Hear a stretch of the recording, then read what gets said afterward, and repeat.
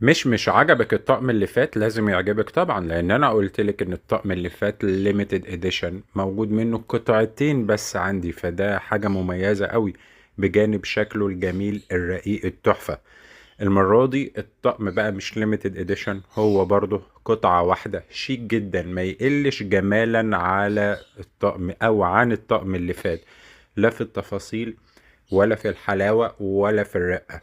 الحلق مع النيكولاس مع الخاتم الأمور اللطيف. طبعا احنا بنتكلم في فضة عيار 925 مطلية روز جولد، والترصيع فيروز ميكرو والباقي زيريكون. هواة الأحجار الكريمة ما يهتموش هنا، لأن احنا قلنا الميكرو أو الترصيعات بتكون شيء جمالي، ملناش دعوة بقى بالطاقة هنا يا شباب، اتفقنا؟ علشان الناس اللي بتدخل جديد.